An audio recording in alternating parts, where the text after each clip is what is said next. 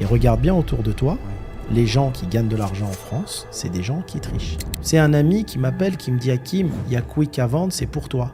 Mais moi, dans ma tête, je me serais jamais dit « Je peux acheter une affaire à 230 millions ». Tiens, achète ma formation 4000 €, tu vas jouer au foot comme Mbappé. Ben non, le business, c'est se prendre des coups tous les jours. Ça n'existe pas, tu deviens un multimillionnaire en lisant une formation de 10 pages. Les jeunes issus de l'immigration, malheureusement maghrébine et africaine, ont intérêt à bien se tenir parce qu'au bout d'un moment, je pense qu'on va se faire recaler même de nos propres pays d'origine. C'est les bons qui payent pour les mauvais. C'est le contrôle fiscal. C'est la bête noire des entrepreneurs en France. On dit il y a un contrôleur fiscal derrière chaque individu. Le contrôle fiscal, j'en ai eu 50.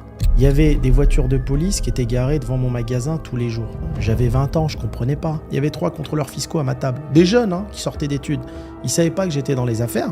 Dis-nous, notre rôle, c'est d'aller prendre de l'argent aux riches. Quels sont les déclencheurs d'un contrôle fiscal? Ce qui déclenche un contrôle fiscal, c'est souvent...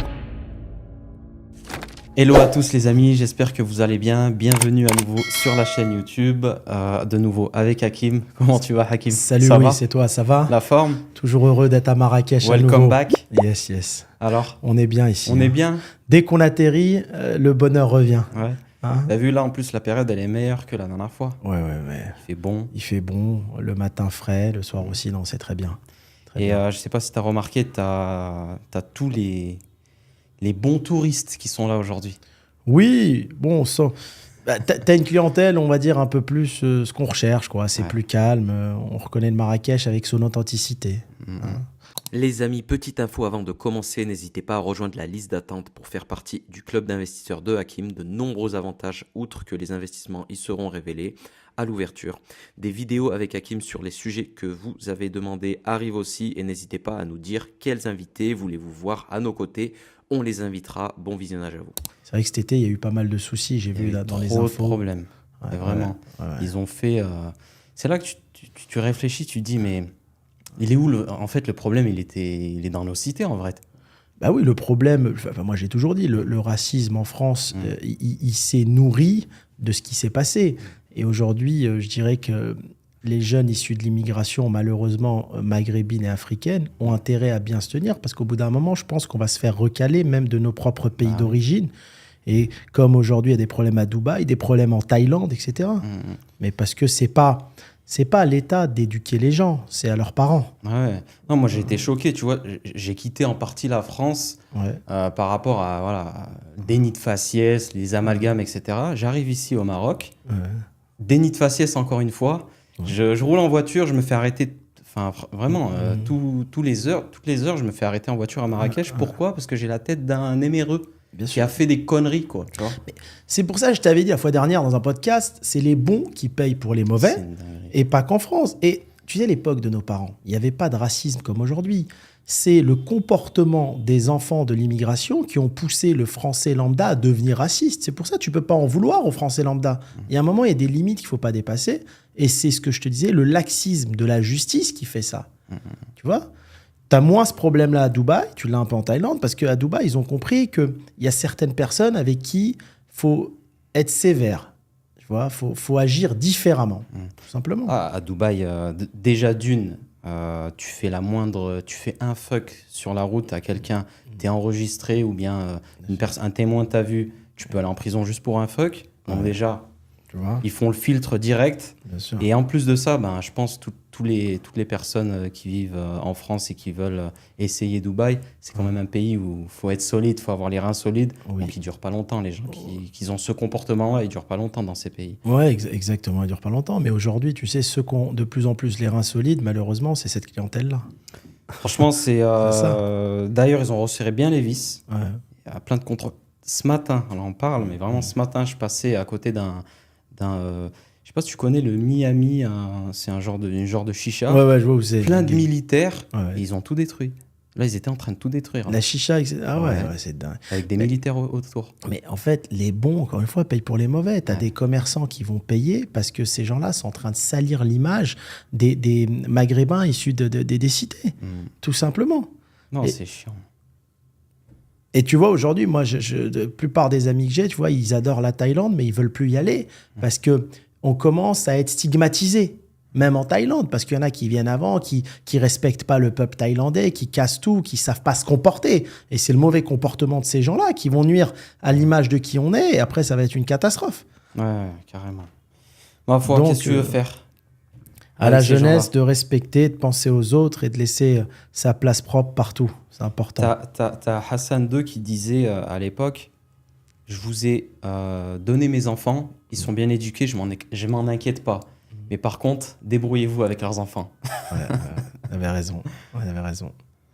C'est fou, hein. C'est ça, qu'est-ce que tu veux. Bon, après, tout le monde va dire, ouais, mais c'est la faute. On nous a mis dans des cités. Après, un tel, il va dire, c'est quand même de l'éducation, c'est quand même le laxisme, comme tu l'as dit. Bon, moi, j'y crois pas à ça. Tu es dans une cité, donc ta vie, elle est tracée et tu vas rien faire de ta vie. La cité, tu prends ta valise et tu pars. Tu n'es pas obligé de rester. Personne. Moi, j'ai des amis qui ont grandi dans les cités, qui sont partis, qui sont devenus les plus grands financiers à New York, à Wall Street. Tu as juste à partir. Quand tu restes, c'est que ça te plaît. Si tu fais de la roue arrière en motocross dans la cité et que tu restes jusqu'à 40 ans, c'est que ça te plaît, c'est que cet environnement te plaît. Tu as le droit de partir pour réussir ta vie. Il faut sortir de sa zone de confort. Il faut sortir, il faut aller se mélanger. Il faut que le peuple se mélange, tout simplement. Ok, voilà. Bon, les amis, alors, c'est encore les séries avec Hakim. Donc, on a plein de vidéos qui arrivent. J'ai noté plein de thèmes, des questions qui nous reviennent. Des thèmes aussi qu'on aimerait bien aborder parce que ça aiderait beaucoup de gens. Les gens sont hyper contents. D'ailleurs, je pense que c'est ton cas, on en a parlé, mais il y a énormément de personnes qui nous arrêtent dans la rue. Et déjà, on tient à vous remercier. Merci pour la force. Moi, ça me donne beaucoup de force. Ça fait vraiment plaisir de voir des personnes qui nous suivent comme ça. Et donc là, on va aborder plein de sujets. Et en écrivant un petit peu tous les sujets, j'ai quand même eu un peu peur dans certains moments. Parce que je pense qu'il y a des trucs qui vont sortir, qui vont faire bouger les choses. Nous, l'idée de ces échanges, c'est qu'on soit authentique. On dit la réalité et c'est du vécu. Je ne vais jamais donner mon avis ou avancer sur un sujet que je ne maîtrise pas. Je te dirais non, ça ne m'est jamais arrivé, je ne connais pas. Donc, on va parler que du vécu. La différence, elle est là. Allez, super. Premier sujet que j'aimerais aborder, c'est le sujet des contrôles fiscaux, contrôle fiscal. Oui. Donc, je pense c'est la bête noire des entrepreneurs en France. Oui. Il y en a de plus en plus. Je pense que tout entrepreneur a déjà eu au moins un contrôle fiscal dans sa vie. Oui. Donc, j'ai des chiffres le contrôle fiscal en France, c'est une manne hyper importante pour l'État. Ils en ont besoin parce que Exactement. Je pense que les gens trichent beaucoup. Oui. Est-ce que tu peux me donner ton avis là-dessus ? On dit qu'il y a un contrôleur fiscal derrière chaque individu. Tu vois ? Et le contrôle fiscal, j'en ai eu 50. Tu vois ? Bon, c'est en fonction, bien sûr, du nombre d'entreprises que j'ai eu. J'ai eu peut-être 200 entreprises en France, 3000 salariés, donc j'en ai eu 50. Le contrôle fiscal, il faut savoir une chose. Quand le contrôleur y vient, c'est pour prendre de l'argent. D'accord ? Parce que le contrôleur fiscal, il faut le payer. Donc, quand il vient, il faut qu'il parte avec un minimum. Ça peut être 10 000 euros, ça peut être 20 000, 30 000, ça peut être 1 million. Mais il vient parce qu'il touche des commissions sur ce qu'il va redresser. Ah ouais, ils sont payés il y a des commissions. D'accord ? Et il a un quota à respecter. C'est comme ça, c'est du business. Hein ? C'est du business. Et donc, si tu veux, la plupart sont sous contrôle fiscal. Donc, il faut faire attention, avoir des très bons experts comptables et ce n'est pas suffisant. Et tu es dans un pays où la pression fiscale est telle qu'il y a beaucoup de gens qui trichent. On ne va pas se mentir, on en a parlé dans des précédents podcasts. L'ascenseur social, fiscal dans les pays européens, dans certains pays et notamment la France, sont bloqués. Quand tu arrives aujourd'hui, on en est où ? Et les gens peuvent vérifier parce que je vois des gens qui parlent des fois sur TikTok et autres, mais il faut aller vérifier. L'IS, il est à 25%, il monte jusqu'à 33% selon ton bénéfice. Et il ne faut pas oublier que la flat tax, c'est une réalité, une flat tax à 30%. La flat tax, c'est un cadeau de Macron. C'est pas sûr que ça va rester. Déjà, ils discutent pour l'augmenter à 40%, la flat tax. Et demain, tu peux avoir l'extrême droite qui va passer au pouvoir. Il cherche à augmenter l'imposition. Ou si c'est la gauche, il cherche à augmenter aussi l'imposition. Donc, tu vas te retrouver avec un IS peut-être à 30%, une flat tax qui va monter à 40%, tu te retrouves à 70%. C'est énorme. C'est énorme. C'est une pression fiscale qui est énorme. Si tu rajoutes à ça les contrôles fiscaux, tu ne gagnes plus rien. Donc, les gens, en France, tu ne peux pas devenir riche si tu ne triches pas. Et le gouvernement le sait. Donc, en fait de compte, ils font en sorte que tout le monde triche un peu pour pouvoir, pendant les contrôles fiscaux, aller punir ces gens-là. Ouais. Pas se mentir. Enfin, il y a un moment donné, soit les gens, ils déclarent pas tout, soit les gens, ils décaissent de l'argent de leur entreprise. C'est la réalité. Et à tous les niveaux. Tu vas aller, je sais pas moi, tu vas même prendre un taxi, il va te dire non, s'il te plaît, paye-moi pas en carte bleue, paye-moi en espèces. Il va couper la course, ça va être du taxi, Uber, ça va être chez le coiffeur, ça va être chez le restaurateur, je te baisse un peu le prix, mais paye-moi pas en carte bleue. Tout le monde cherche à tricher. Tu comprends ? Ouais. Et moi, ce qui me surprend de plus en plus en France, ça fait 20 ans que j'ai fait du business là-bas, c'est qu'aujourd'hui, les gens, ils n'ont plus une vision à long terme, les entrepreneurs. Ils ne disent plus, j'ai envie de monter une superbe entreprise pendant 10 ans, 20 ans. Il essaye d'aller mettre des douilles le plus rapidement, clairement, prendre son argent et partir.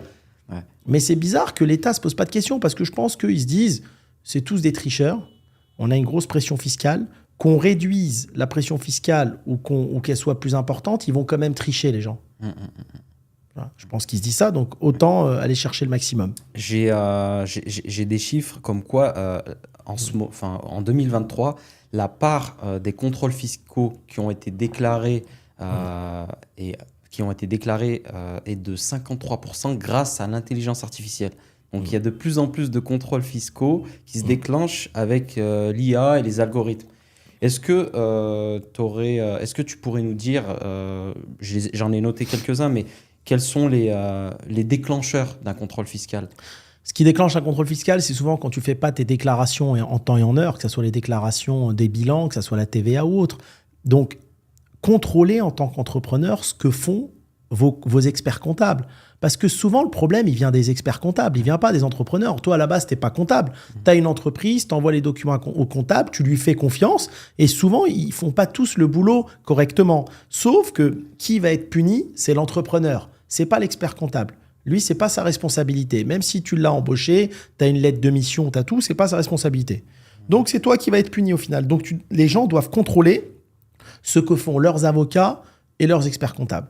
Tu vois ? Même leurs avocats. J'ai un ami, il me parlait dernièrement, l'avocat, il a annulé une procédure au fond sans le dire à mon ami, parce qu'il n'a pas été payé en temps et en heure. Vérifier en permanence que les procédures sont bien posées, etc. C'est hyper important. Tu dois contrôler tout cet environnement. Comme on l'avait dit dans les podcasts précédents, ces gens-là sont des commerçants. L'expert comptable, l'avocat, c'est des commerçants. Donc, il faut contrôler leur travail aussi. Il y a eu beaucoup de haters de ce niveau-là, des experts comptables, des avocats, etc., qui nous ont écrit des messages et tout. Ouais, n'importe quoi, nous, on fait bien notre boulot. En fait, j'ai l'impression que ça a réveillé des petits débats. Moi, je parle de la réalité. Ouais. Je parle d'un parcours entrepreneurial qui est entouré que d'entrepreneurs. La plupart de mes amis sont entrepreneurs. Et donc, on échange en permanence. D'accord ? Et la plupart des gens que je connais qui ont quitté la France, d'accord, c'est souvent suite à des redressements fiscaux injustifiés. Parce qu'il ne faut pas croire que le contrôleur fiscal est juste. Tu sais, on va en parler même avec les banques, avec tout. Les gens, quand ils démarrent dans leur business, ils sont assez jeunes, ils croient que le système est juste. C'est pas vrai. Le contrôleur fiscal, moi, tu sais, j'étais à un mariage une fois, il y avait 3 contrôleurs fiscaux à ma table. Des jeunes qui sortaient d'études. Ils ne savaient pas que j'étais dans les affaires. Ils me disent, nous, notre rôle, c'est d'aller prendre de l'argent aux riches. Donc déjà, on leur apprend à l'école d'aller prendre, tu vois l'opposition dont on parlait la fois dernière, d'aller prendre de l'argent à celui qui, grâce à son travail, a réussi à en faire. On leur apprend ça. T'imagines un peu l'opposition. Et donc, les contrôleurs fiscaux, ils tentent. Il vient, il va te mettre un redressement de 500 000, 1 million, et après, à toi de te défendre. Tu te défends, et après, le deuxième gagnant, c'est les avocats, qui eux aussi vont te prendre de l'argent. C'est pareil qu'un redressement fiscal. Parce que, attention, les avocats fiscalistes, c'est les pires. C'est les pires. D'accord ? Tu peux vérifier sur les forums, etc. C'est les pires. Et après, donc, aux gens de se défendre. Donc, mauvaise déclaration, pas en temps et en heure. Oui. Ensuite, à quoi d'autre ? Mauvaise déclaration. Ensuite, l'administration fiscale travaille par sujet. Par exemple, cette année, ils vont s'attaquer aux boucheries. Parce que, comme ça, ils ont décidé, l'année prochaine, ils travaillent par activité. C'est par exemple les coiffeurs, les barbershops. L'année d'après, ça va être ceux qui installent des bornes. Ils choisissent tous les ans, il y a un domaine d'activité ou deux sur lesquels ils vont se concentrer pour aller faire les contrôles fiscaux. Et domaine à risque aussi, peut-être. Domaine à risque, la restauration, pour eux, il y a de l'espèce, donc c'est un domaine à risque. Les coiffeurs, pour tous ces domaines-là, le transport, enfin, ils vont travailler dans tous ces domaines-là. J'ai vu aussi qu'énormément de contrôles fiscaux partaient de dénonciations. Mais non, mais aujourd'hui, l'État te rémunère. L'administration fiscale, elle peut payer ceux qui dénoncent. Ouais. Ils se dénoncent. Mais tu vois bien, en France, le voisin, tu mets une piscine, elle n'est pas déclarée, c'est ton voisin qui va envoyer un courrier. Ils ont que ça à faire. Ah, c'est vrai. À l'État. Les concurrents aussi, les salariés. Ouais, les salariés, tu le payes 2 jours en retard, il envoie une lettre au prud'homme et l'autre à l'administration fiscale. Tu vois ce que je veux dire? Non, mais aujourd'hui, entreprendre en France, moi, j'ai beaucoup de mérite pour tous les entrepreneurs parce que t'es tiré par tes salariés qui veulent tous que tu finisses au prud'homme, par l'État qui vient prendre tout ce qu'il y a à prendre, par les concurrents. T'es émaillé dans tout ce système et c'est très difficile. Ça demande beaucoup de persévérance, de résilience et de courage. Attention, hein. Il n'y a rien qui va dans le sens de l'entrepreneuriat, comme certains pays concurrents aujourd'hui aux pays européens et où vraiment tu as un mindset d'entrepreneur. Ouais, très différent. Tu as également aussi tous les contrôles fiscaux qui peuvent être... J'ai vu ça il y a quelques semaines. En fait, des fois, tu as ta banque, oui. tu as ta société, comme tu dis, tu fais des mauvaises déclarations. Les gens, ils ne se rendent pas compte, mais avoir des banques, ils se disent, bon, je vais avoir une banque ici, une banque dans un autre pays, en Europe, etc. Mais ils ne savent pas que les données, elles transvasent. Et souvent, tu as des contrôles fiscaux qui partent de là. Mais ça va même plus loin que ça. Déjà, quand ils te font un contrôle fiscal, avant même que tu le saches, ils prennent tes relevés bancaires. Ils travaillent qu'avec la banque. D'accord ? Ensuite, il y a en France ce qu'on appelle le train de vie, la vérification du train de vie. Tu as un commerçant dans le nord de la France, je ne citerai pas le nom, il a été suivi, photographié en mettant de l'essence dans son 4x4 avec un billet de 50 €. Le contrôleur fiscal lui a dit lors de la réunion, à quel moment tu as retiré les 50 €. D'accord ? On ne t'a pas vu les retirer, donc tu les as pris de la caisse de ton restaurant. D'accord ? Un autre cas de figure, un commerçant que je connais, le contrôleur fiscal lui a dit « J'ai vu que tous les jours, tu achetais la baguette de pain pour chez toi. » Parce qu'ils peuvent te prendre en photo, ils te suivent et tout. Hein. À quel moment as-tu retiré l'argent pour acheter la baguette de pain à 2 €? Donc, tu as pris les 2 € dans ta caisse. Les contrôleurs fiscaux sont des centimiers. Et quand on contrôle ton train de vie, c'est là où c'est très dangereux. D'accord ? Si tu déclares un salaire déclaré de 2 000 € par mois, tu ne peux pas dépenser 10 000. Donc, ils vont contrôler ton train de vie. En fonction de ça, tu vas avoir le redressement. Mais ils savent tout. Ils savent tout, ouais. Ils savent tout. Avant même de venir te voir, il sait sur quoi il va t'abattre et comment il fait faire. Il a déjà enquêté sur toi. Ils savent tout. Il n'y a même pas besoin d'intelligence artificielle. Ouais. Les premiers, c'est tes salariés qui vont tout balancer. Ouais. Et des fois, ils vont mentir et ils vont en rajouter pour nuire à ton activité et à ton business. Hein. Est-ce que, parce que tu vois, j'ai vu la différence, je l'ai vécu aussi, qu'il y avait beaucoup moins de contrôle dans les grandes villes que dans les petites villes. Je ne sais pas si toi, c'est quelque chose que tu as... Dans les petites villes, tu es visible. Et je dirais que si tu es moyen, pour eux, tu es déjà un gros. Ouais. Parce qu'il n'y a pas trop d'entreprises. Si tu me parles d'une capitale comme Paris, il y a les fonds d'investissement, il y a les grands groupes, etc. Donc, c'est vrai que tu te noies un peu plus dans la masse. Hein. Mais même dans les grandes villes, je te dis, pour être entouré d'entrepreneurs, j'en connais pas un qui n'est pas sous contrôle fiscal. Ouais. Et qui dit contrôle dit souvent redressement. Ouais. Bon, moi, dans la petite ville où je suis, c'est vrai que tu es vite visible. Et ils ont le temps. Ils ont le temps, vu qu'ils sont aussi une petite ville, ils sont là, ils surveillent tout le monde. Moi, j'ai galéré. Hein. Franchement, j'ai galéré contrôle. La première année, bon, nous, on est dans une artère, l'artère principale de ma ville, une ville de 20 000 habitants. Et si tu veux, la première année, on a commencé à marcher correctement, tu vois, et ça se voyait puisqu'on était en plein centre-ville.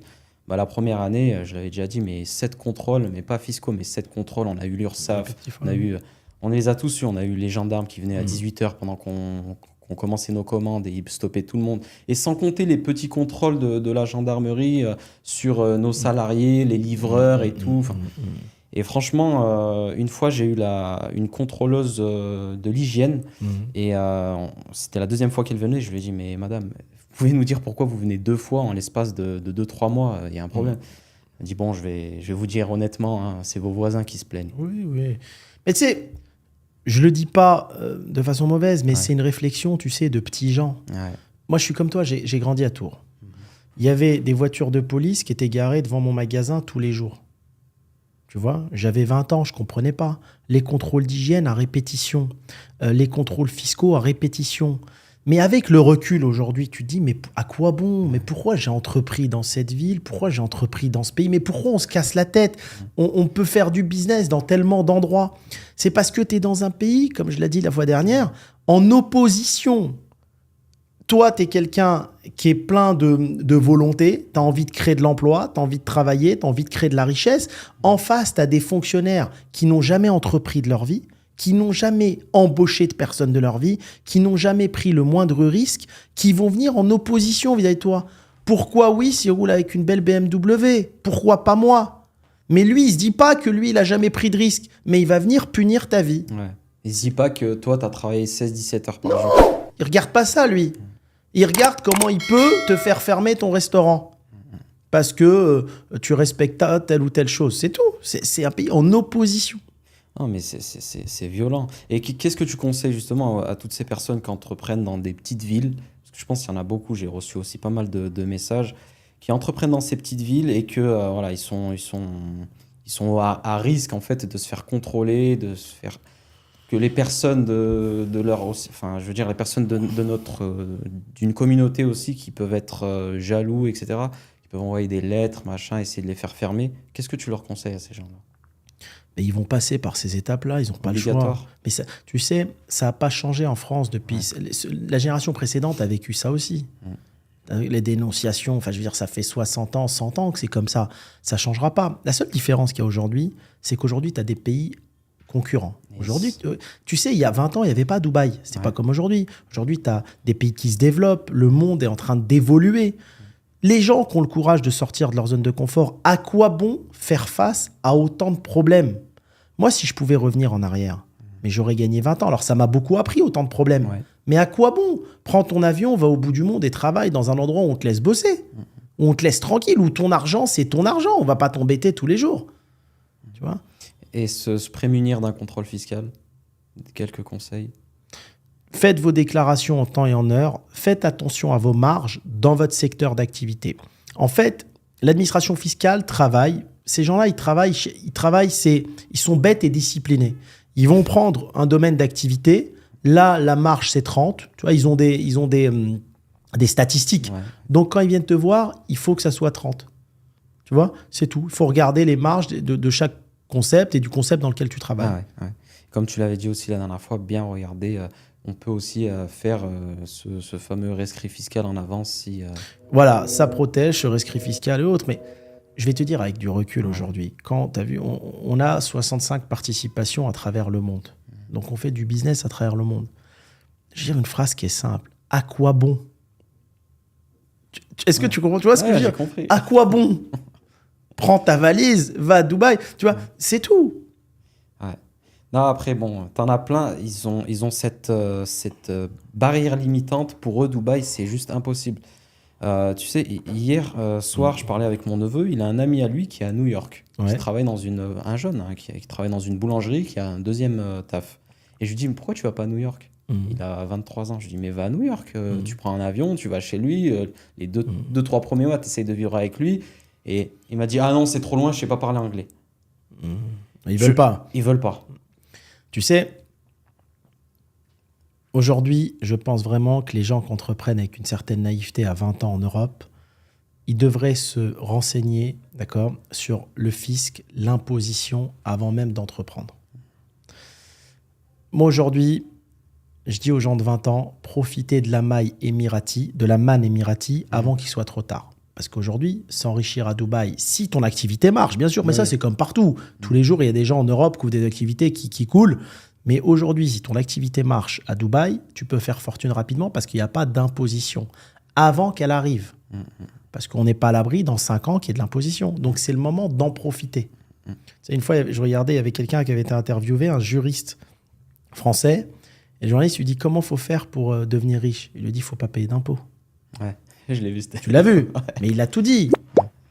Donc, tu as des gens qui bossent dur et en fait, ils entreprennent sans même comprendre le schéma fiscal avant. Ouais. Et au bout d'un an ou 2 ou 3 ou 4, il dit, mais en fait, je gagne pas d'argent. Je veux retourner salarié parce que je gagne pas d'argent. Moi, je dis pas aux gens de pas payer leurs impôts. Bien sûr, il faut payer les écoles, les routes, les hôpitaux. Mais je suis juste en train de dire qu'il faut étudier dans chaque pays c'est quoi la niche fiscale pour profiter. Exactement.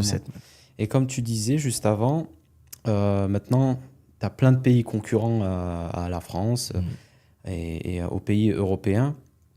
Pour une personne qui veut partir, par exemple, à Dubaï, tu penses que c'est pas mieux, parce que moi, ça fait 4 ans que je suis là-bas, j'ai quand même vu pas mal de personnes venir et essayer des trucs dans le physique, et franchement, 90%, ils se cassent les dents, ils viennent avec leur argent. Je trouve que c'est compliqué. Mais par contre, tous ceux que j'ai vus venir à Dubaï et qui ont fait des choses dans le digital, online, par exemple l'e-commerce, tu as plein de trucs, des agences, ils ont créé des agences pour de la com, du marketing. Bah, eux, par contre, ils ont tous fait leur argent. Et là, aujourd'hui, c'est des personnes qui ils sont contents parce que ils profitent du régime fiscal émirati. Bon, on va quand même le rappeler, aux Émirats, ils ont installé quand même un impôt pour les entreprises qui sont aux alentours de c'est 9% après 375 000 dirhams de bénéfices. D'accord. Mais pour ceux qui font du business local. Par contre, ceux qui sont en free zone, zéro. Ils sont encore exonérés, mais à partir du moment où ils font un business, où ils font une transaction avec le truc local, le marché local, là, automatiquement, ils peuvent être taxés. Mais comme tu me disais aussi, pour l'instant, il n'y a pas d'impôt sur le revenu. Donc, rien n'empêche d'avoir sa société dans un autre pays, parce que c'est du digital, et de rapatrier ses revenus à Dubaï. Mais bien sûr. Mais aujourd'hui, c'est une chance énorme d'être dans le digital. Alors, il faut en profiter aussi, parce qu'à mon avis, ces gouvernements, ils vont mettre en place un impôt digital. Ils sont pour mettre en place un impôt mondial.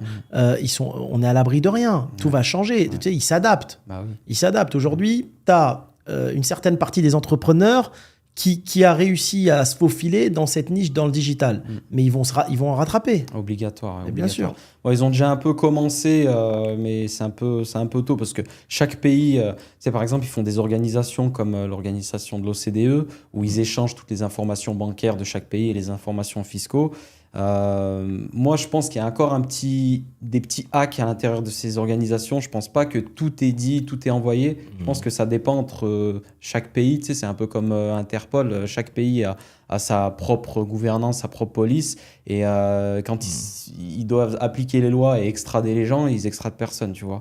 Donc, je pense qu'il y a encore des zones d'ombre. Les gens peuvent en profiter, on va dire, point de vue fiscal, mais comme tu as dit, s'ils ont créé ce truc-là, ces organisations-là, c'est pour qu'au final, ils arrivent à cadrer tout le monde. Hein.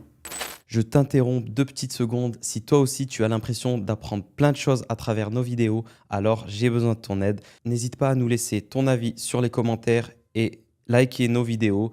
Abonne-toi pour qu'on puisse te délivrer encore plein de vidéos comme celle-ci. Merci et bon visionnage.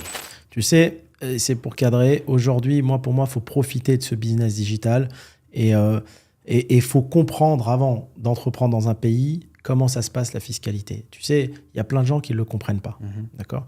Et je vais te dire en toute transparence, le peu de gens qui gagnent de l'argent en Europe, c'est des gens qui trichent. La réalité, elle est là. Ah ouais. D'accord ? Celui qui paye plein pot, il va vivre un peu sur l'entreprise, mais il n'aura jamais de richesse personnelle jusqu'à ce qu'il vende l'entreprise. Tu sais, je suis entouré d'experts comptables. Quelqu'un qui connaît bien la comptabilité te dira il n'y a pas d'argent à gagner au final. Tu tournes en rond. Et regarde bien autour de toi, les gens qui gagnent de l'argent en France, c'est des gens qui trichent. C'est soit des gens qui font de la décaisse, soit des gens qui font du black, etc. Sinon, il n'y a pas d'argent. Non, il n'y a pas. Même si tu fais des chiffres d'affaires énormes et des bénéfices énormes, il n'y a pas. La pression fiscale est tellement bien réfléchie qu'elle est faite en sorte qu'il n'y ait pas d'argent. Tu n'auras jamais d'argent dans tes poches à titre personnel. Tu auras un salaire, de quoi vivre décemment, peut-être 10 000 € par mois. Tu vas payer dessus 10 000 de charges. Et sur tes 10 000, en fonction où tu es des enfants ou pas, tu vas peut-être payer 2 000, 2 500 d'impôts. Donc, il te reste 7 500, mais tu as coûté à l'entreprise 20 000. Donc, tu vas bien vivre, mais tu t'enrichis pas. Donc, du coup, si tu t'enrichis pas quand tu as ta boîte en France, est-ce que tu t'enrichis quand tu la vends? Est-ce que c'est le schéma aujourd'hui pour une personne qui veut vraiment rester en France? Alors, 2 schémas. Déjà, il faut avoir de la chance. Tu as plusieurs étapes. La première étape, c'est d'avoir la chance ou l'opportunité de faire une boîte qui fonctionne. D'accord ? Deuxième étape, c'est d'avoir la chance de la vendre. C'est pas tout le monde qui arrive à vendre une entreprise. Je connais plein de gens qui cherchent à vendre une entreprise, ils n'y arrivent pas. D'accord ? Et après, l'étape au niveau de la fiscalité, c'est quoi ? Soit tu vas payer presque 0% d'impôts, peut-être 5%, et tu vas mettre les fruits de la vente de ton entreprise dans une holding. D'accord ? Et là, tu vas payer un peu, mais tu dois réinvestir cet argent. Il n'est pas à toi. Tu as 3 ans pour le réinvestir. Ou alors, tu payes la flat tax et tu dis, je prends mon argent et je pars. La flat tax, aujourd'hui, elle est de 30%. D'accord ? Ils estiment la montée à 40%. Donc, tu vas vendre ton entreprise 10 millions, tu vas payer 4 millions d'impôts, il te reste 6 millions. Tu vois, et après, tu fais ce que tu veux. Ouais. Ça reste quand même 4 millions. Avant, redressement fiscal. Mais non, mais il faut prendre en compte. Mais parce qu'ils n'aiment pas. Ils vont dire, attends, oui, s'il s'enfuit, là, il a pris 6 millions. Il faut qu'on aille chercher. Et qu'est-ce qu'il y a à gratter dans les 6 ? Est-ce qu'on peut récupérer 3 ? Venir, je sais pas, 5-6 ans après. Ouais, ils ont 10 ans. 10 ans. Ouais, pour venir. Ouais, c'est ouf. Hein. C'est de l'escroquerie, en fait. Franchement. Mais tu sais, quand tu as une vue de dessus, mais je te jure, moi, cette vue de dessus, j'ai commencé à l'avoir, je te parle en toute transparence, quand j'étais sur le dossier Quick. Quand j'étais sur ce dossier qui est énorme, j'étais en discussion avec des investisseurs et des grosses têtes du monde entier. On parle, tu as vu, de 230 millions, on parle de... Et en fait, j'ai compris comment ces gens-là avaient une vue de dessus sur l'ensemble du business à travers le monde. Et c'est pour ça que tu as plein d'entreprises américaines qui ne viennent pas en France. Tu n'as pas vu, ils viennent à la fin en France. Tu prends le cas de Popeye, ils s'est installé en Espagne il y a 15 ans, ils viennent de s'installer en France. Parce qu'en fait, il y a une telle fiscalité que ça ne les intéresse pas. Tu vois ? Et donc, si tu veux, quand tu as la vue d'ensemble, tu comprends bien, c'est un système où tu tournes en rond. Donc, ça dépend quelles sont tes ambitions. La France, c'est magnifique si tu es salarié. Tu as un salaire de 3 4 000, 5 000. Il y a moins d'imposition personnelle, par exemple, qu'au Luxembourg. Tu es salarié, tu as ta petite maison à crédit, tu as tout. C'est magnifique. Mais quand tu es entrepreneur, ceux qui trichent pas, c'est très difficile pour eux de gagner leur vie. Et même quand tu vas vendre... On n'incite personne à tricher. Hein. Non, mais on n'incite personne. Mais on parle, nous, de réalité, de ce qui se passe. Ouais. Sinon, ça va être des entrepreneurs qui ont un salaire, c'est tout. Voilà, tu as un salaire, tu distribues un peu de dividendes en fin d'année, voilà. Ouais, je connais des schémas comme ça. Ils font peut-être 100... Et dans le service, entre 100 et 200 000 de chiffres par mois, pardon. Et ils sont obligés de se verser 5 000, alors qu'ils ont des grosses marges. Hein. Ils sont obligés de se verser 5 000 et tout. Voilà. Puis la fin d'année, ils remontent à la holding. Ils font exactement le schéma que tu as dit. Voilà. Mais je vois qu'ils te regardent et font, en fait, c'est mieux de quitter la France, tu vois. Mais non, mais ils s'en rendent... En fait, oui, ils n'ont pas d'argent. Mais il y a des gens qui ont verrouillé le système. En fait, il faut le comprendre. Le système est verrouillé. Et chaque pays est verrouillé à sa manière par des gens qui contrôlent le pays, par les dirigeants. Il est verrouillé. Mais ça, ils le comprennent au bout de 10 ans, 15 ans. Ouais. Tu peux très bien vivre. Si tu es en province, en France, tu vas très bien vivre. Tu as une belle entreprise qui fonctionne, tu vis bien. Mais tu t'enrichis pas. Quand je dis t'enrichis pas, tu vas pas être avec ton yacht au large de Cannes, quoi. C'est difficile. Ouais. Non, c'est clair. Et d'ailleurs, j'aimerais bien rebondir sur le fait que... On en a discuté, on avait partagé un petit peu des cas qui ont fait qui ont des problèmes en France, justement, qui ont essayé peut-être de jouer, d'autres pas du tout. Ouais. Donc, qui sont tombés sur des faillites personnelles. Récemment, on avait échangé sur la pauvre Absatou. Si. Oui, c'est une entrepreneuse française. Ouais. Faillite personnelle, c'est quoi ? C'est même pas question de montant. C'est question, tu as une entreprise. Je donne le cas, moi je suis transparent sur mon cas de figure. J'avais une entreprise que j'ai cédée en 2014. L'entreprise, elle est défaillante 5 ans après. Okay ? Tous les dirigeants qui ont été à un moment donné dirigeants de cette entreprise, d'accord, ont été mis en interdiction de gérer, en faillite personnelle. Tu es face à un juge, alors moi, j'ai même pas été au tribunal, qui va juger que l'entreprise, elle a fait faillite, que ça soit pour 10 000 euros, 20 000 euros ou 100 000 euros. C'est, comme je l'ai dit, à l'appréciation du juge. Faillite personnelle, et il te demande l'interdiction de gérer. Et après, tu prends des avocats, tu te défends pour sortir de là. Tout simplement. Elle a eu 600 000 euros et 10 ans d'interdiction de gérer. Et donc, elle a gagné, elle a fait appel à l'exécution, elle a gagné, et après, elle sort de là. Si tu te défends bien, tu sais, t'es dans un pays, on va pas se mentir, tu prends un avocat, tu te défends, tu sors. Encore faut-il trouver le bon. Encore faut-il trouver le bon, mais c'est beaucoup de cinéma, si tu veux. Je sais pas comment t'expliquer ça. Tu as trouvé le bon avocat, il va dire, écoute, c'est 20 000 euros et je te fais sortir de là. T'as l'impression que c'est une amende, quoi. Il te dit pas, on va essayer de sortir, je te fais sortir de là. Attends, c'est qui le juge? Ah ouais, ok, c'est bon. D'accord. C'est ouf, ça, quand même. Ah, que du cinéma. On est dans un théâtre à ciel ouvert. Tu sais, en Allemagne, comment on appelle les Français? Non. Les Méditerranéens. C'est-à-dire? Mais quand tu vois ce qui se passe en Afrique, je vais pas te faire de photos, mais qui leur a appris? Mais qui leur a appris?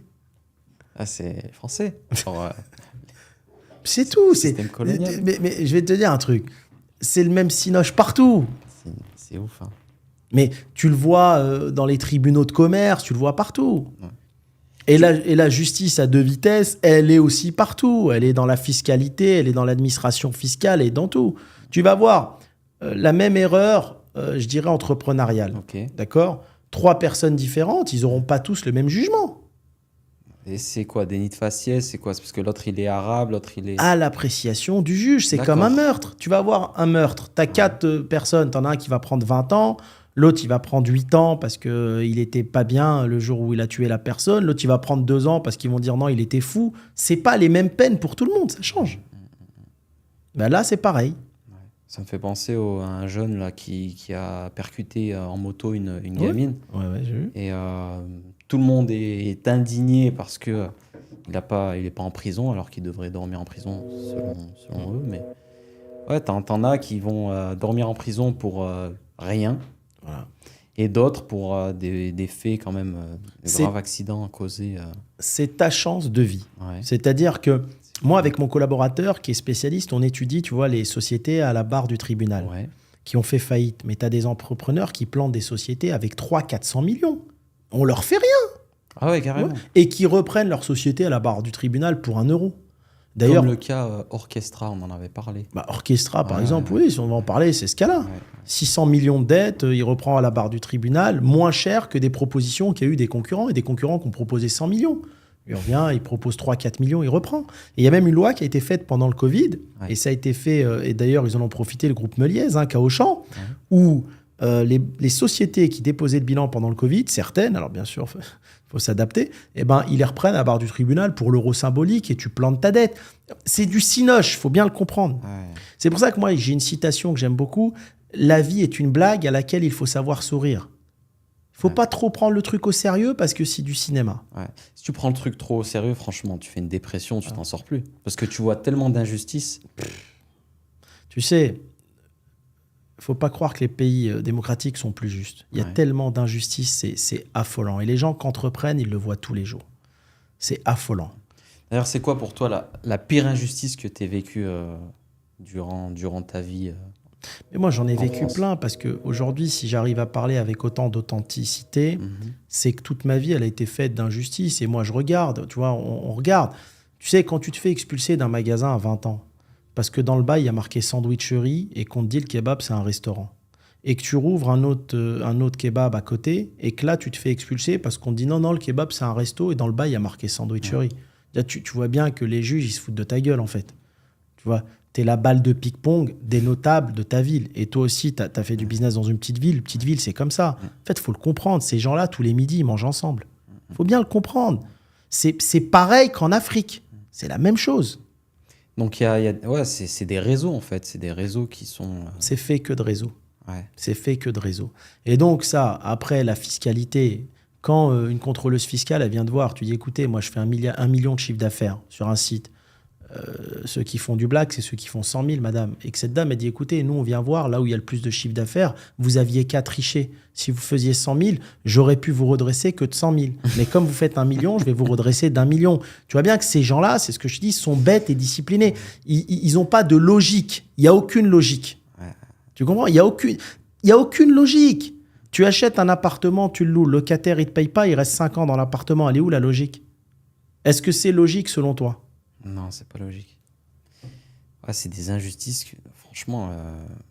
Il n'y a pas de logique. C'est pas parce que le pays est un pays développé qu'il est plus logique qu'un pays moins développé. Hein. Moi, j'ai vu beaucoup plus de logique judiciaire dans des pays sous-développés. Ouais, je suis d'accord. Ça veut rien dire.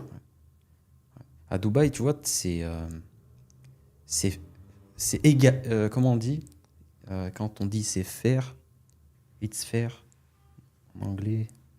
C'est juste. Ouais, c'est juste. Et c'est, on va dire... équitable, je crois. Alors, pire que ça, pourquoi, à ton avis, le système est un peu tordu ? Mais parce que si tout était logique, bah, les avocats et les juges seraient au chômage. Non, mais c'est vrai. Elle est pas mal, celle-là. Non, mais c'est vrai. Mais moi, tous mes amis sont des avocats. Je leur dis, mais attends, je comprends pas le système, là. Pourquoi vous pouvez faire des lois logiques ? Je veux dire, tu as un locataire qui paye pas le loyer, 3 mois, il y a la police qui vient, qui l'expulse. Ils me disent, Hakim, si on fait des choses réelles et logiques, là, on est dans la logique, bah, nous, on fait quoi ? Putain. Là, il faut un avocat pour le bailleur, un avocat pour le locataire qui veut pas sortir. Le juge t'arrive, tu as vu, en première instance, il va dire non, le locataire, il reste. Pour que toi, tu fasses appel et que tu ailles au deuxième jugement pour faire tourner les tribunaux. Il faut faire tourner toute cette machine, sinon ils perdent tous leur emploi. En fait, il faut bien le comprendre. Une fois que tu le comprends bien... Tu mets longtemps à le comprendre. Ouais. Tu mets très longtemps à le comprendre. Même quand toi, tu me l'expliques parce que tu l'as compris, j'arrive à comprendre 5-6 secondes, puis après, je reviens dans mon truc. Genre, c'est comme ça. Tu verras, on va parler d'autres sujets après là-dessus, sur plein de choses. Ouais. Ce truc-là, pour le comprendre, il faut avoir une vue de dessus. Il faut bien le comprendre. D'accord ?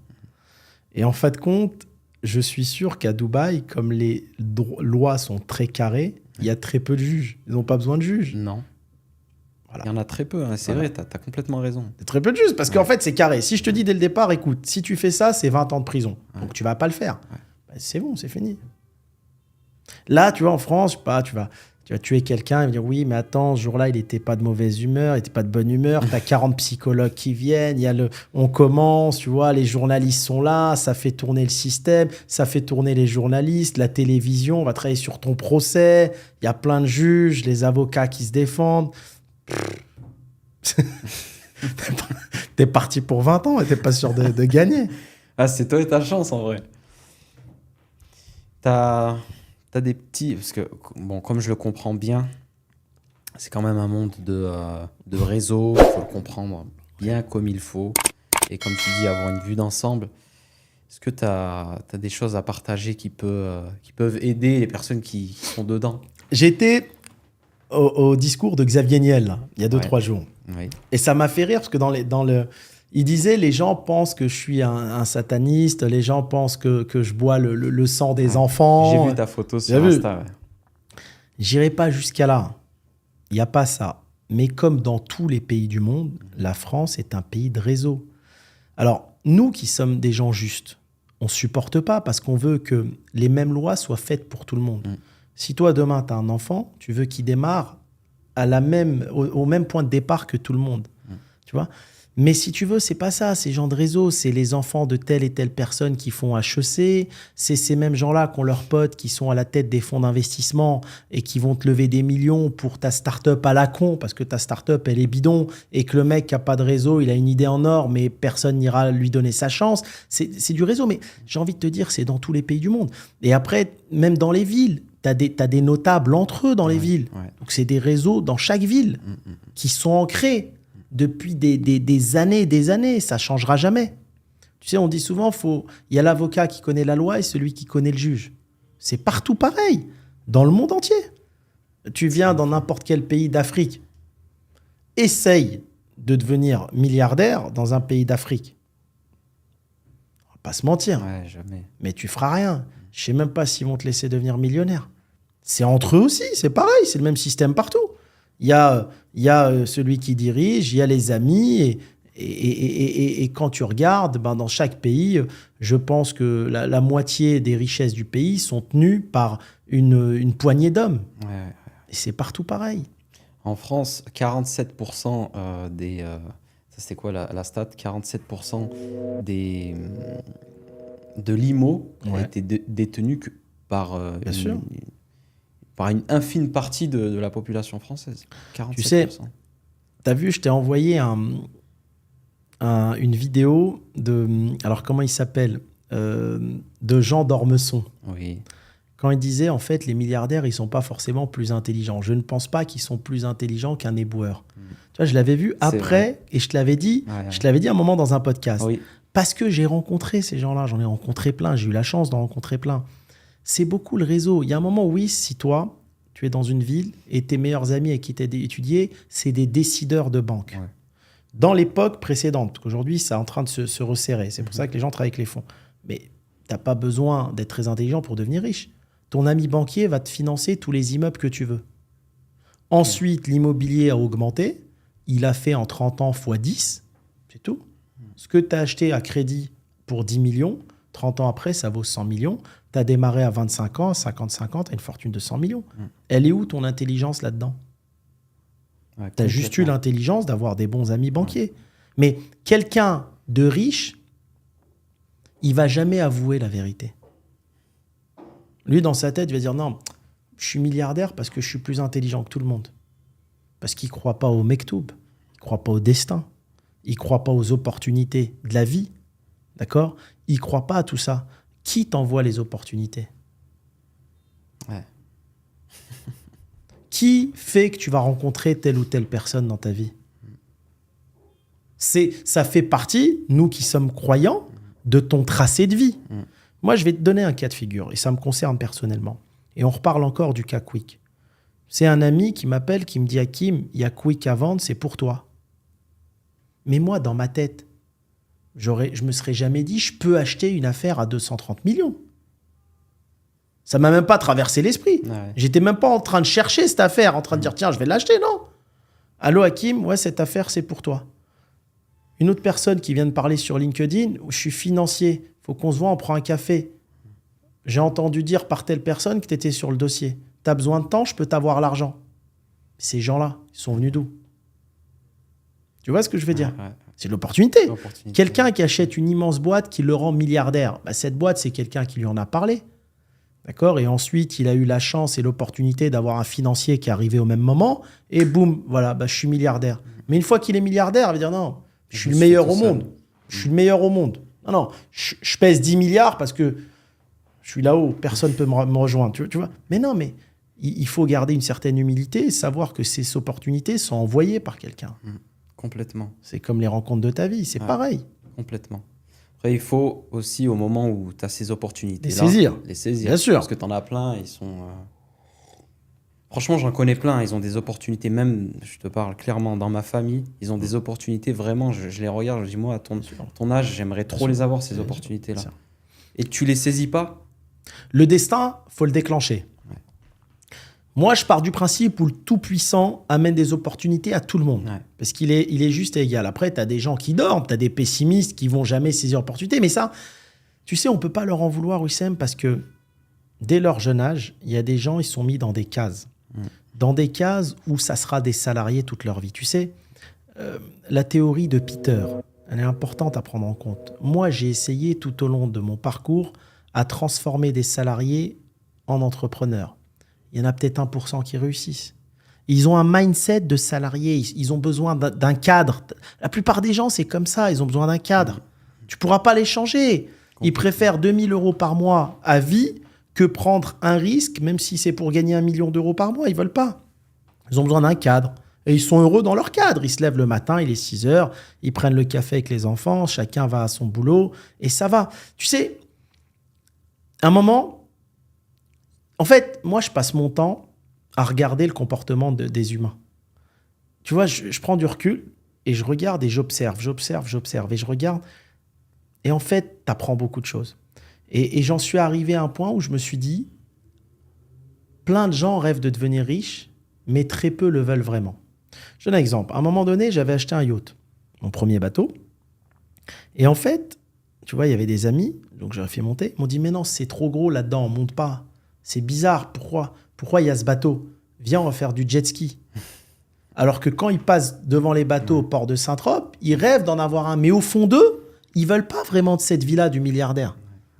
C'est juste un rêve, c'est un kiff. C'est comme le type qui va gratter le ticket de loto.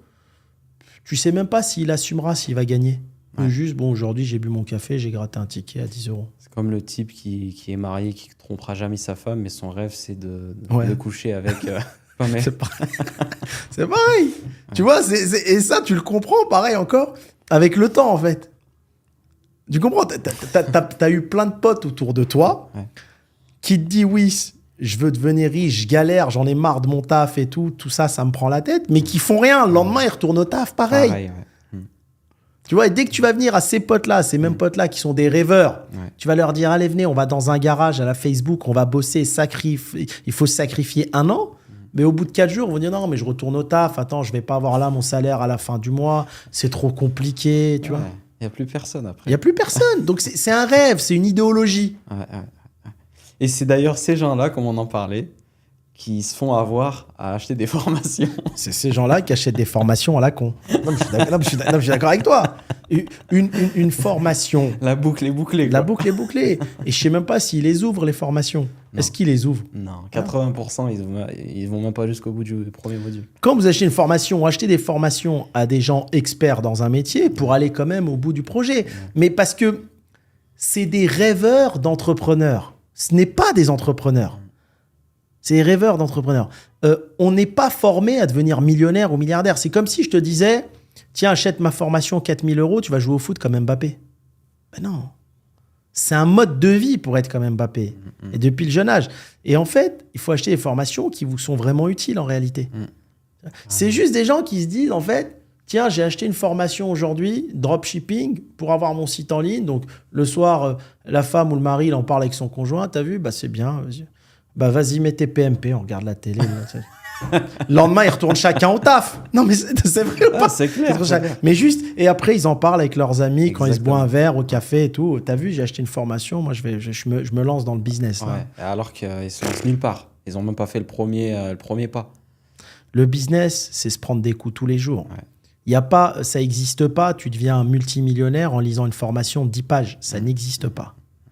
Elle peut t'aider, cette formation, mais après, c'est ton travail. C'est à toi de... Tu vois, c'est comme si je te dis, va à l'école, mais bosse pas à la maison. Mais sois le premier de la classe.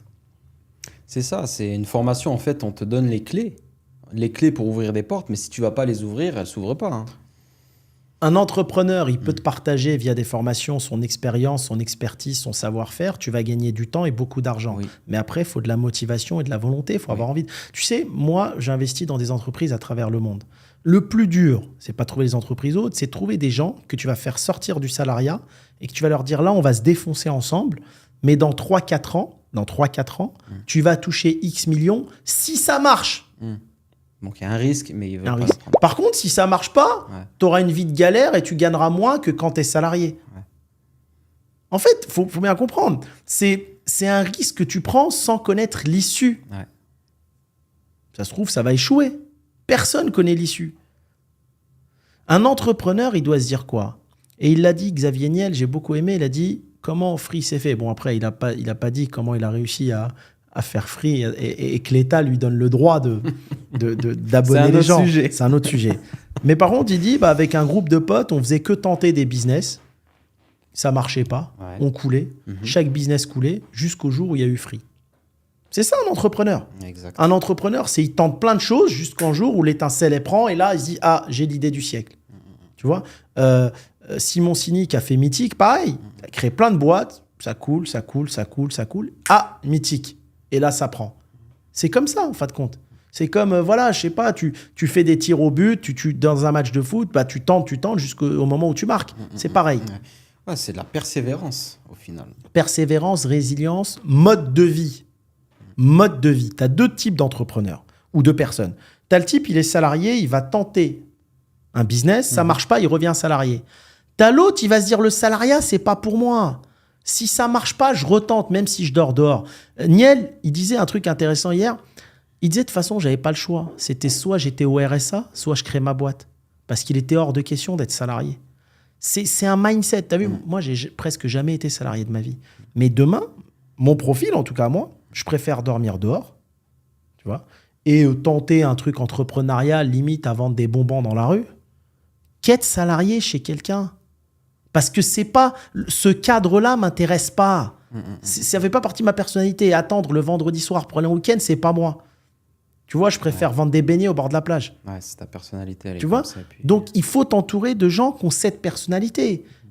Qui disent... Et toutes les réussites qui sont faites, les belles réussites, c'est des gens comme ça. C'est pas des gens cadrés. Tu dois être un peu marginal. Ouais. Sinon, ça marche pas. Ce que j'aime bien dans le digital et sur Internet, c'est que tu peux te faire ce cercle-là, en fait. Il suffit de suivre tous les entrepreneurs à succès que tu connais, qui sont bons et qui vont te donner envie de faire des choses. Si toute la journée, ton feed d'actualité, que ce soit sur YouTube, Insta ou TikTok, c'est que des trucs sur l'entrepreneuriat, etc., c'est comme si tu avais une bande de potes dehors qui te parlaient d'entrepreneuriat et de business, etc. Exactement. Donc, ils ont de la chance, les jeunes aujourd'hui, d'avoir Internet, en fait. Parce que moi, à mon époque, il y avait Internet, mais les réseaux sociaux, ils n'étaient pas comme ça. J'imagine même pas à ton époque. Autour de toi, c'était qui? Tu avais des salariés, donc tu devais te battre en fait pour réfléchir comme un entrepreneur. Mais je pense que tu nais entrepreneur. Alors, il y a deux entrepreneurs. Il y a celui qui naît entrepreneur et celui qui le devient. Ouais. Mais la plupart, je pense, c'est au fond d'eux. Tu sais, moi, tous les mecs que je connais qui sont salariés, qui ont voulu entreprendre, 95% sont revenus au salariat. 95%. Parce qu'il y a un truc qu'ils ne comprennent pas. Tu vas prendre un ingénieur qui touche 4 000. Sa boîte, il revient à la boîte à 8 000 avec les charges. Quand il va créer son entreprise, pour réussir déjà à prendre 4 000 net par mois, c'est déjà beaucoup de travail et de chiffre d'affaires. Ils ne s'en rendent pas compte, les gens. D'accord ? Et donc, en fin de compte, ils disent, mais en fait, je ne gagne pas le salaire que j'avais avant. J'entreprends, oui, je suis libre, mais je ne gagne pas. Tu vois ? Il faut qu'ils comprennent, ces gens-là, entreprendre et faire fonctionner les affaires, c'est tenter plusieurs fois. Tenter, retenter, tenter, jusqu'à ce que ça prenne ou pas. Mais au moins, tu auras tenté. Le jour où tu vas mourir, ton dernier souffle, tu dis, bah bon, j'ai tenté plein de fois de changer de vie, ça n'a pas marché, ça fait rien. Ouais. C'est pas obligé que ça marche, mais au moins, j'ai tenté. Bon, les amis, on a plein d'autres choses à vous dire, juste qu'on doit couper. Donc, ça sera pour une prochaine vidéo. N'hésitez pas, nous, on va continuer, mais vous regarderez la prochaine vidéo sur la chaîne. Merci à tous, merci de nous suivre. Et puis, je vous dis à tout à l'heure.